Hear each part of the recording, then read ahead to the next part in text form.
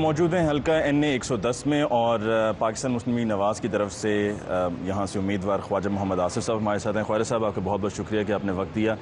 2008 के इंतखाबात में आपको इसी हल्के से कामयाबी हासिल हुई और इस दफ़ा आप NA 110 और PP 123 से कंटेस्ट कर रहे हैं। ये बताइए कि इन गुज़श्ता 5 सालों में पंजाब में हुकूमत आपकी जमात की थी, तो आपने अपने लोगों के लिए क्या किया? शहर सारा गवाह है, सड़कें इसकी, गलियाँ इसकी, तालीमी दरसगाहें, मेडिकल कॉलेज, पुल जो बने हैं, जो अप्रोच रोड्स हैं, वज़ीराबाद सियालकोट, एमनाबाद रोड, गुजरांवाला सियालकोट। मेरा ख्याल है कि सारे मसाइल तो नहीं हल हो सकते, लेकिन सड़कों का काफ़ी पाकिस्तान मुस्लिम लीग नवाज़ ने सड़कों पे बड़ी तवज्जो दी है। गुजरांवाला में भी पुल तामीर हुए, लाहौर में भी ये कहा जाता है कि सड़कों भी सारा पैसा लगा दिया गया। यहाँ भी सड़कें, इसमें कोई शक नहीं कि पहले से सूरत हाल बहुत बेहतर है कि जब गुजरांवाला से सियालकोट आते हुए लोगों को बड़ी दिक्कत होती थी और इसी तरह वज़ीराबाद से सियालकोट, लेकिन अब बेहतर है। आपने कहा तालीमी दरसगाहें, लेकिन कुछ ऐसे स्कूल भी हैं, सरकारी स्कूल के जहाँ पर बड़ी, आपसे मैं इत्तफाक करता हूँ। सरकारी स्कूलों में जहाँ बेशुमार तरक्की भी हुई है, लेकिन अभी भी हमारा तालीमी निज़ाम जो है और हमारे जो स्कूल जो हैं, खुसूसन प्राइमरी स्कूल जो हैं, उनमें हालात अभी भी बड़ा मखदूश हैं, इसमें कोई शक नहीं और मैं इससे इनकार भी नहीं करूँगा। लेकिन फिर भी हमने बड़ा सफ़र तय किया है तालीमी मैदान में भी पिछले 5 साल में। मैं सियालकोट की बात करूँगा, यहाँ पे 16 स्कूल जो हैं मेरे हल्के में, जिनमें IT लैब्स बनी हैं। यहाँ पे जामा स्कूल में, पायलट स्कूल में बच्चियों का जो इस्लामिया हायर सेकेंडरी है, या बाहर जो हाजीपुरा में हायर सेकेंडरी है, इन तमाम में नए ब्लॉक्स बने हैं। जो हमारी जो डिग्री कॉलेज जो अब यूनिवर्सिटी में कन्वर्ट हो गया है, विमेन यूनिवर्सिटी में। अच्छा, सियालकोट चैम्बर ऑफ कॉमर्स ने भी बड़ा अहम किरदार अदा किया है और जो है उनकी भी यकीनन एक कंट्रीब्यूशन है। बिल्कुल। तो क्या आप समझते हैं कि सियासतदानों पे से बहुत सा जो लोड है या जो बोझ है, बिल्कुल आप उन्होंने अपने कंधों पर ले लिया? बिल्कुल दुरुस्त फरमा रहे हैं। ना सिर्फ लोड लिया बल्कि बड़ी कमाल जिम्मेदारी से वो ये रोल निभा रहे हैं। और मैं ये समझता हूँ कि ये सोसाइटी जब जो है उसमें शऊर बढ़ता है और ख़ुसूसन उस तबके में जो साहिब सरवत हो, जिन पे अल्लाह ताला का फजल हो, उनमें शऊर बढ़ता है, तो वो उस सोसाइटी की जो है तरक्की की एक ज़मानत बन जाता है। और यही सियालकोट में हुआ है कि पिछले 20-22 साल से यहाँ पे जो रोल अदा चैम्बर ऑफ कॉमर्स कर रहा है, वो अपनी मिसाल आप है। आपको पाकिस्तान में कहीं ऐसी मिसाल नहीं मिलेगी। अच्छा ख्वाजा साहब, पिछले 1 साल में काफ़ी चर्चा रहा लैपटॉप्स की तकसीम का पूरे पंजाब में और सियालकोट में भी हुआ। तो क्या आप समझते हैं कि आपकी जमात को यहाँ पर स्टूडेंट्स को अपनी तरफ मुतवज्जह करने में लैपटॉप्स कोई मददगार साबित हुए या नहीं? मैं इसे इनकार नहीं करूँगा, वो मुतवज्जो करने में ये मददगार साबित ज़रूर हुए हैं, लेकिन इसके साथ साथ जो है एक एक्नॉलेजमेंट है। आप बच्चों का हौसला बढ़ाते हैं। अगर इसमें सियासी फ़ायदे को ज़रा बीच में से थोड़ी देर के लिए निकाल भी दें, तो आप देखें ना, लाखों बच्चे जो है वो इस एक जेवर से आरास्ता हुए हैं, वो इक्विप्ड हुए हैं एक मॉडर्न टेक्नोलॉजी के साथ। तो जहाँ हमको कोई डिविडेंड जो है, पॉलिटिकल डिविडेंड मिला है, वहाँ पे बेशुमार जो है वो बच्चों को जो पर्सनल उसमें कॉन्टेक्स्ट में उनके जो ज़ाती सियाको सबाक है, उसमें बहुत ज़्यादा फ़र्क पड़ा। तो आपको क्या लगता है कि ये बच्चे आपको वोट देंगे? ये उनकी स्वाबदीदा है, ये उनकी स्वाबदीदा है। मैं कॉन्फिडेंट हूँ उनमें से बेशुमार बच्चे जो हैं हमें भी वोट देंगे, दूसरी पार्टी को भी वोट देंगे। वो बाशऊर। आपका मुकाबला किस पार्टी से होगा? पाकिस्तान तहरीक इंसाफ को आप अपना नेरेस्ट कंपेटिटर देखते हैं या पाकिस्तान पीपल्स पार्टी को? देखिए, इन्होंने जो दूसरी पार्टियाँ हैं, इन्होंने अभी अपने को कैंडिडेट जो है वो सामने नहीं लाए। वो कैंडिडेट सामने लाएंगे तो फिर ज़्यादा जो है असेसमेंट सही की जा सकती है। ठीक है। और पूरे सियालकोट शहर में आपको क्या लगता है कि आपकी जमात क्या क्लीन स्वीप करेगी?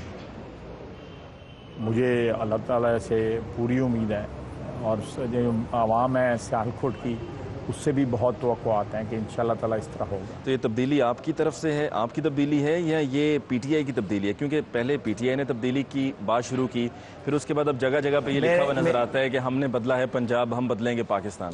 देखें, इस मुल्क में पिछले 20-21 साल में जितनी बुनियादी तब्दीलियाँ आई हैं ना, चाहे वो मईशत में आई हैं 1991 से लेकर 1993 तक, चाहे आपकी दफा में आई हैं, जो एटमी ताकत अब बने, चाहे आप इंसाफ के असूल में जहाँ पे आपने लॉन्ग मार्च किया और अदलिया बहाल हुई, जितनी बुनियादी तब्दीलियाँ आई हैं इस मुल्क में, उसके ऊपर मियां नवाज शरीफ की मोहर है। आखिरी सवाल और बड़ा अहम सवाल, गो के ब्यूरोक्रेसी में और पंजाब पुलिस में अब ये तबादले हो गए हैं और पुलिस अफसरान को एक जगह से दूसरी जगह पे लगा दिया गया है, लेकिन क्या ये दुरुस्त है कि अब से चंद रोज़ पहले तक पुलिस अफसरान को इस्तेमाल किया जा रहा था आपकी जमात की तरफ से मुख्तलिफ हल्कों में भेज के कि जाओ जाके ज़रा मालूम करके आओ कि उस हल्के में कौन सा कैंडिडेट जो है वो ज़्यादा मकबूल है, ताकि उनको प्रोविंशियल टिकट के लिए जो वो उम्मीदवार हैं उनको वोट दिया। मेरा ख्याल है कि ये हो सकता है ये हुआ हो, मैं आपसे इख्तलाफ नहीं करूँगा, लेकिन अगर किसी ने किया है तो ये मैं समझता हूँ ब्यूरोक्रेसी जो है वो सही पैमाना नहीं माप सकती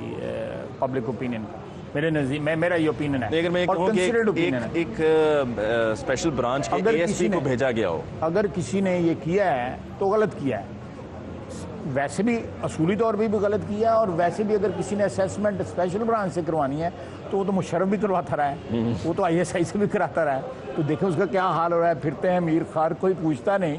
तो ये सियासतदानों को स्पेशल ब्रांचों से ISI से असेसमेंट नहीं करानी चाहिए। एक सियासी वर्कर जो है वो पब्लिक ओपिनियन खुद माप सकता है। और अगर आपकी जमात ने ऐसा किया है तो?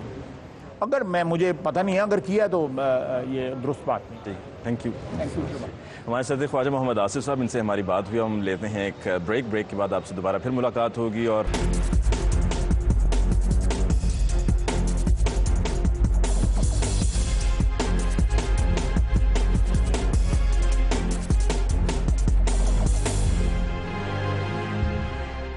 खतरनाक बिल्डिंग, आप सोच रहे होंगे कि ना जाने ये पता नहीं कैसी खतरनाक बिल्डिंग है, लेकिन नाज़रीन ये government Christian girls high school Hajipura है, हल्का NA 110। और जैसे ही हम स्कूल में दाखिल हुए इसकी हदूद में, सामने ही हमने ये बिल्डिंग देखी जिस पर लिखा हुआ है जगह जगह पर खतरनाक बिल्डिंग है, किसी भी वक्त गिर सकती है, और इसके करीब जाना तो दूर की बात, इसके करीब जाने का सोचना भी कोई गवारा ना करे।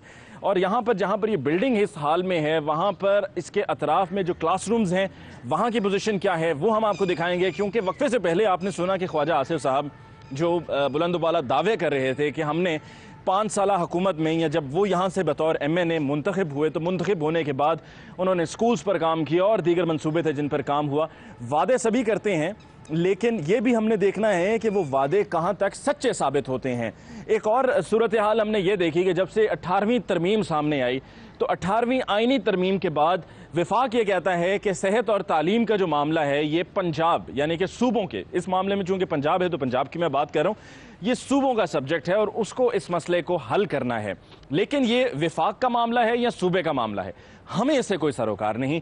हमने तो ग्राउंड रियलिटी आपके सामने आपको पेश करनी है कि ग्राउंड रियलिटी क्या कहती है। अब जैसे कि ये हल्का NA 110 है और उसी हल्के का एक स्कूल है, लेकिन यहाँ पर जो हालात हैं वो नाकाबिले बयान हैं। जो बिल्डिंग है उसके अंदर के हालात आप देख रहे हैं, ना रंग हुआ है, ना फर्नीचर का कोई हाल है, जगह जगह से कुर्सियां टूटी हुई हैं, जगह जगह से रंग उतरा हुआ है, किसी जगह पर लाइट लगी हुई है, किसी जगह पर लाइट नहीं है, किसी जगह पर पंखे हैं तो किसी जगह पर पंखे नहीं हैं। और ज़मीन पर जो सफाई की पोजीशन है वो भी आपकी आंखों के सामने है, कैमरे की आंख के ज़रिए हम आपकी खिदमत में पेश कर रहे हैं कि आप ये खुद ही देख लीजिए, मुलाहिजा कीजिए कि एक स्कूल के अंदर सफाई का क्या ख़ास ख्याल रखा गया है, और ये यकीनन स्कूल की इंतज़ामिया को करना है। और दूसरी जानिब अंदर बढ़ते ही हम देख रहे हैं, चलें अल्लाह का शुक्र है कि यहाँ पर कायद आज़म मोहम्मद अली जिन्ना और अल्लामा मोहम्मद इकबाल की तस्वीर मौजूद है। लेकिन जहाँ तक इस फर्नीचर की बात है, यकीनन अगर आप इसका मवाजना किसी प्राइवेट स्कूल से करें, यही वजह है कि लोगों की ये कोशिश होती है कि बच्चों को प्राइवेट स्कूलों में भेजा जाए। उसकी फ़ीसें बहुत ज़्यादा होती हैं, हर कोई अफोर्ड नहीं कर सकता। जो कर सकता है वो बच्चों को वहाँ पर भेज देता है, जो नहीं वहाँ पर भेज सकते वो अपने बच्चों को इन सरकारी स्कूलों में भेजते हैं और इस तरह के फर्नीचर पर बैठ के ये बच्चे पढ़ते हैं। हमारे मुल्क के ये मुस्तकबिल हैं।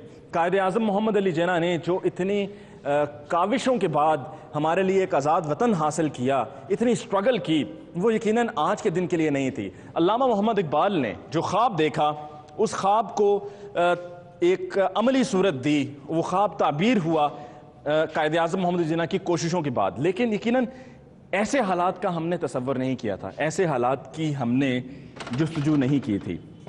अंदर यहाँ पर आकर मैं आपको मज़ीद यहाँ की क्लासरूम्स की पोजीशन दिखाता हूँ कि अभी देख लीजिए कि अब अंदर ये क्लासरूम है। फर्नीचर तो एक तरफ, आप देख रहे हैं कि यहाँ पर दीगर अशिया भी मौजूद हैं, टूटा हुआ फर्नीचर है, जो स्विच बोर्ड है वो भी गिरा हुआ है। यूँ लगता है कि जिस तरह स्कूल को कभी किसी ने पूछा ही नहीं।